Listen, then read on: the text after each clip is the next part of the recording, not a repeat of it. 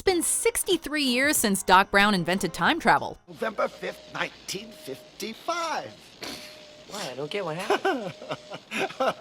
That was the day I invented time travel. But we don't need a DeLorean to revisit the past. Welcome to WatchMojo.com, and today we'll be opening up our time capsule to tell you what happened this week in history, November 4th to the 10th. Before we begin, we publish new content every day, so be sure to subscribe to our channel and ring the bell to get notified about our latest videos.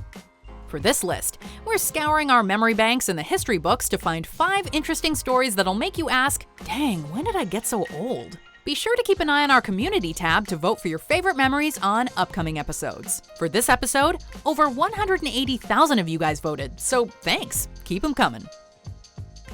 16 years ago, Lose Yourself captures this moment, November 9th, 2002. Eminem has popped up in a couple of movies over the past decade and a half, but Jimmy B. Rabbit Smith remains his most prominent screen role. During its opening weekend, the semi-autobiographical drama 8 Mile dominated the box office with over $50 million, the second biggest debut for an R-rated movie at the time. Make him say, damn, Chet is the man. He needs a can surgically removed from his hand. The day after it premiered, its signature song Lose Yourself climbed to the top of the Billboard Hot 100 singles chart and hung on for a staggering 12-week run. Lose Yourself would make history as the first hip-hop song to win an Academy Award. Even years later, we still can't get the lyrics out of our heads, or Mom's spaghetti off our sweaters.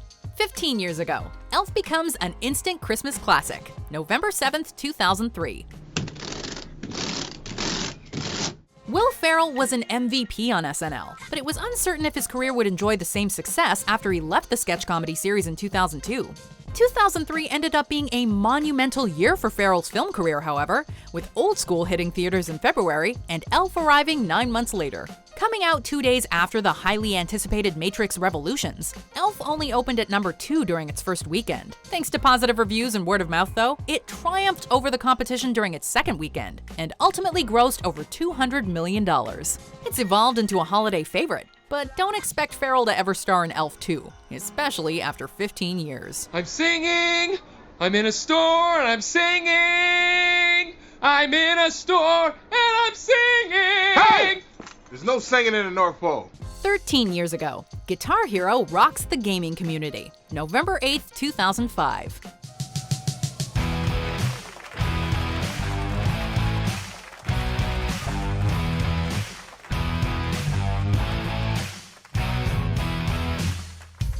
Guitar Hero isn't exactly the cultural phenomenon it used to be, with the franchise's last main title coming out 3 years ago. At the height of its popularity, though, a year didn't go by without at least one new Guitar Hero title. It all started on November 8, 2005, when the original music rhythm game changer arrived on the PlayStation 2. Guitar Hero quickly won people over with its Gibson SG-shaped controller, which was simple enough to handle while still requiring genuine skill to master. Growing up in the mid-2000s, you couldn't go to a house party without seeing a crowd of people gathered around the TV, either playing Guitar Hero or its successor, Rock Band. 17 years ago, 24 glues audiences to their TV sets, November 6, 2001. Nowadays, we're used to seeing TV shows with ambitious premises and serialized narratives. In 2001, however, there was nothing on the airwaves like 24, which presented its story in real time, with each episode chronicling another hour of Agent Jack Bauer's day. While the people involved knew they were taking a risk, Fox still found the idea exciting, believing it would, quote, move the form of television forward. And guess what? Their instincts turned out to be well-founded. Premiering on November 6th, the show became an explosive hit, initially running for 8 seasons, winning a Primetime Emmy for Outstanding Drama Series, and helping to shape the current golden age of television.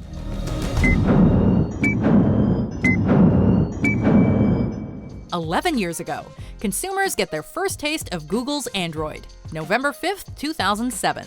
As you can tell, I'm an avid cyclist, but I'm also the lead product manager for Google products on the world's first Android phone. If you were born in the past decade, you've never lived in a world where Android smartphones weren't on the market. To create a better, cheaper mobile phone, Google joined forces with 33 partners, forming the Open Handset Alliance. Android is, basically an opportunity to make a better phone. Google unveiled the Android mobile operating system on November 5, 2007, releasing its beta version that same day. Introduced almost 5 months after the first iPhone hit the scene, Android aimed to take a bite out of Apple's profits. Although many were skeptical about Google's venture into the smartphone business, Android enjoyed solid success when the HTC Dream came out the following September. Of course, Androids have come a long way since then, becoming the most used OS. Do you agree with our picks? Check out these other great clips from WatchMojo, and be sure to subscribe and ring the bell to be notified about our latest videos.